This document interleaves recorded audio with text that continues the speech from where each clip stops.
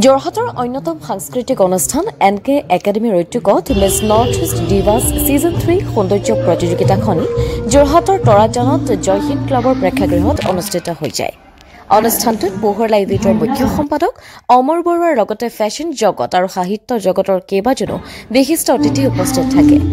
লগতে প্ৰতিযোগিতাখনিত অসমৰ বিভিন্ন জিলাৰ পৰা বহু সংখ্যক প্ৰতিযোগীয়ে অংশগ্ৰহণ কৰা পৰিলক্ষিত হয়। প্ৰতিযোগীসকলে পৰম্পৰাগত সাজপাৰ পৰিধান কৰি ৰেম্পত কেটৱাক কৰা দৃশ্যই উপস্থিত সকলো দৰ্শক মন্ত্ৰমুগ্ধ কৰিবলৈ সক্ষম হোৱা পৰিলক্ষিত হয়। ব্যুৰ ৰিপৰ্ট পোহৰ লাইভ 8। নমস্কাৰ, মই প্ৰিয়ম ৰঞ্জনা।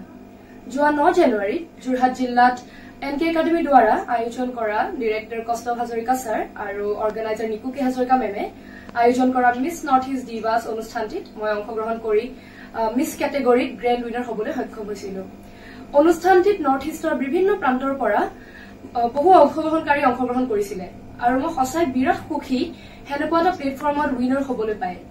আৰু তেওঁলোকে উল্লেখ কৰা মতে মই এটা বিৰাট সুন্দৰ ক্ৰাউন, এটা LED টিভি পাবলৈ সক্ষম হলো আৰু লগতে NK একাডেমীৰ লগত মোৰ অপৰচুনিটি কন্ট্ৰেক্ট সাইন হৈছে আৰু মই তেওঁলোকক ধন্যবাদ জনাবলৈ বিচাৰিছো ইমান এটা সুন্দৰ অনুষ্ঠান আয়োজন কৰাৰ বাবে আৰু আমাক ইমান ধুনীয়া ধুনীয়া এটা অপৰচুনিটি দিয়াৰ বাবে ধন্যবাদ।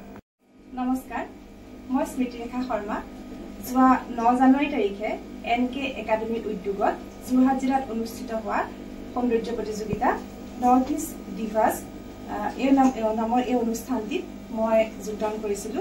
এই অনুষ্ঠানটিৰ আয়োজক আছিলে নিকু কে হাজৰিকা আৰু কৌস্তভ হাজৰিকা।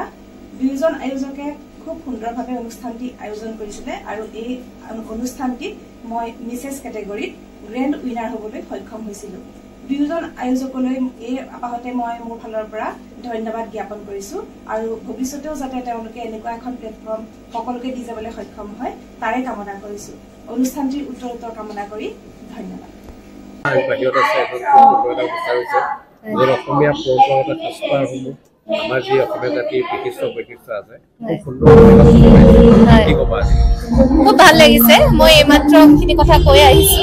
আচলতে প্ৰথম আহিয়ে মই কম ল'ৰা ছোৱালীখিনিক দেখিছো ইমান ধুনীয়াকৈ পৰম্পৰাগত সাজপাৰ পিন্ধিছে, তাতেই প্ৰথমতে সুখী হৈছো আৰু তাৰ পাছত ইমান কনফিডেণ্টলি সিহঁতি খোজ কাঢ়িছে, নিজৰ পৰিচয় দিছে আৰু প্ৰত্যেকেই কৈছে যে সিহঁতি মানে কেইবাজনো কণ্টেষ্টেণ্টে কৈছে যে পৰম্পৰাগত সাজপাৰ পিন্ধি ভাল পায়। এইটো খুব ভাল লগা কথা আজিৰ সময়ত, কাৰণ এতিয়া ইমান ইনফ্লুৱেঞ্চ হৈ যায় মানুহ ৱেষ্টাৰ্ণ কালচাৰৰ পৰা। তেনে সময়ত এনেকুৱা এটা অনুষ্ঠান যে NK একাডেমীয়ে পাতিছে তাৰ কাৰণে মই নিকু আৰু কৌস্তভক বহুত বহুত ধন্যবাদ জনাইছো। মই ফেশ্বনৰ কথা ইমান বেছি নাজানো, মই সাহিত্য জগত আৰু মই ইঞ্জিনিয়াৰিং ফিল্ডৰ মানুহ। তথাপি আজিৰ এই অনুষ্ঠানটোলৈ আহি মই সঁচাকৈ অভিভূত, মানে মই বাৰে বাৰে কৈছো। আৰু এনেকুৱা এখন মঞ্চ যে দিছে, তেওঁলোকে কিডছৰ কাৰণেও কৰিছে ন, টিন কৰিছে, মিছ ডিভা হ'ব, মিছেছ ডিভাও হ'ব নহয়, বহুতখিনি প্ৰতিযোগী আছে, বহুতখিনি দৰ্শক আছে।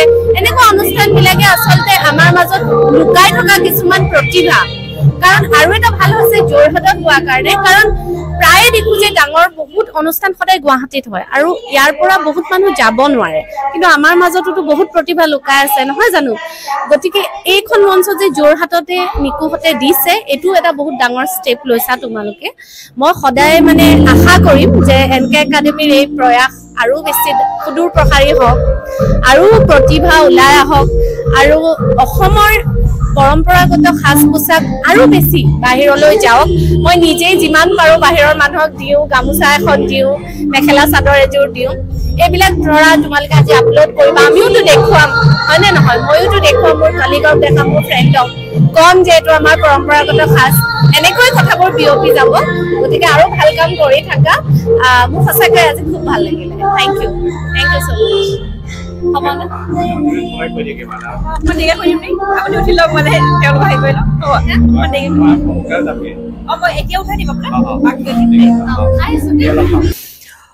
ধন্যবাদ পোহৰ লাইভ অমৰ।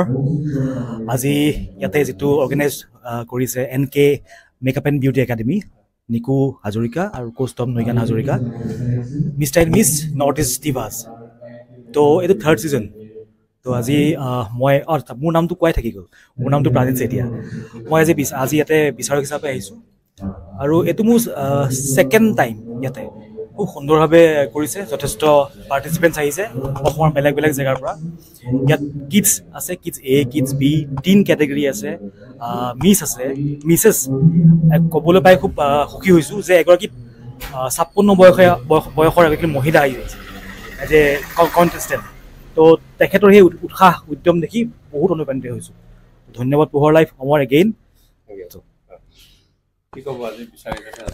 খুব ভাল লাগিছে আজি খুবেই ভাল লগা এটা দিন মই এটা কথা ক'বলৈ বিচাৰিছোঁ মই ফেশ্বন শ্ব' বহুত কৰিছোঁ উইনাৰো হৈছোঁ কিন্তু এনকে প্ৰডাকশ্যনৰ যেটো মানে শ্ব' কৰে আৰু সিহঁতি যিকেইটা ব্ৰেক দিয়ে মানে যোনে উইনাৰ হয় এইটো কিন্তু বেলেগ শ্ব'ত মই আজিলৈকে নাই পোৱা মই ইণ্টাৰনেশ্যনেল শ্ব' জিতি আহিছোঁ মই তাৰ আগত মুম্বাই এইবোৰ বহুত জিতিছোঁ কিন্তু গোৱা শ্ব'ৰ পিছত উইদিন 3-4 মান্থত এজ এ জুৰি মই ইয়াৰ লগত মই কাম কৰিছোঁ মই নিকু এণ্ড কৌস্তভ ছাৰক বহুত অশেষ ধন্যবাদ জ্ঞাপন কৰিছোঁ যে সিহঁতি এনেকৈ আগবাঢ়ি যাওক আৰু মই কণ্টেষ্টেণ্ট কেইটাত কৈ আছোঁ বা যোনে মানে ফেশ্বন শ্ব'ত মানে পাৰ্টিচিপেট কৰে যে অকণমান চাই মেলি তোমালোকে কোনোবা লগত কাম কৰিছা এইটো চাবা যে যাৰ লগত যিটো পাৰ্টিচিপেণ্ট হিচাপত তুমি গৈছা তাৰ পিছত তুমি কি ৰেজাল্টটো পাইছা আৰু এটা কথা ক'ম যে সিহঁতিৰ লগত খালি আমাৰ প্ৰফেশ্যন ৰিলেশ্যন নহয় পাৰ্চনেল এটা ৰিলেশ্যন হৈ উঠিলে এজ এ ঘৰুৱা ৰিলেশ্যন কাইলৈ মই খুব এটা বিপদত পৰিছিলোঁ মই শিলচৰৰ পৰা আহি আছিলোঁ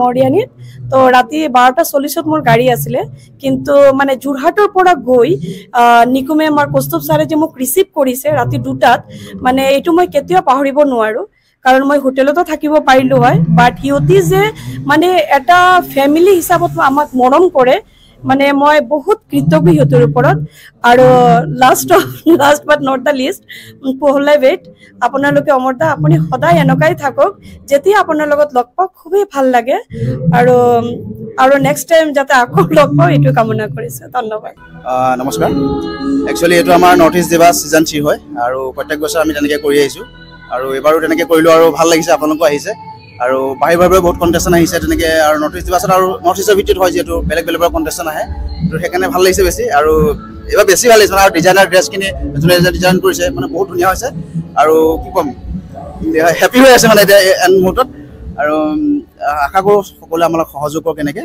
আৰু এনকে একাডেমিক বিশ্বাস কৰাৰ বাবে যিসকল আমাৰ মডেলিং জগততে হওক বা যিসকল জড়িত হৈ আছে তেখেতসকলক আমি বহুত ধন্যবাদ জনাইছোঁ বিশেষকৈ আমাৰ মিডিয়া পাৰ্টনাৰ হিচাপে পোহৰ লাইভ অমৰদা আৰু বহুত ধন্যবাদ জনাইছোঁ যাতে আমাৰ লগত সদায় এনেকৈ থাকি যায় বেলেগ একো নকওঁ সদায় যি ক্ষেত্ৰতে কাম নকৰক ভাল লগত থাকি ভাল কাম কৰি যাওক সদায় আৰু সেইটোৱে বিচাৰোঁ মানে মডেলিং বহুত হৈ আছে আজিকালি চবে জানে ঘৰে ঘৰে মিছ যোৰহাট এনেকুৱা টাইপৰ হৈ আছে গতিকে এটাই জানিব যে ভৱিষ্যতে যাৰ অপৰচুনিটিটো এনেকুৱা হ'ব লাগে যে মোৰ মডেলিঙত ভৱিষ্যত আছে তো তেনেকুৱা মানুহসকলে বা তেনেকুৱা যিখন মহিলাই হওক বা যোনেই নহওক তেনেকুৱা মডেলিং কৰি পেলাই আহক আৰু এটা ভাল কেৰিয়াৰ হিচাপে তেওঁলোক বাছি ল'ব পাৰিব থেংক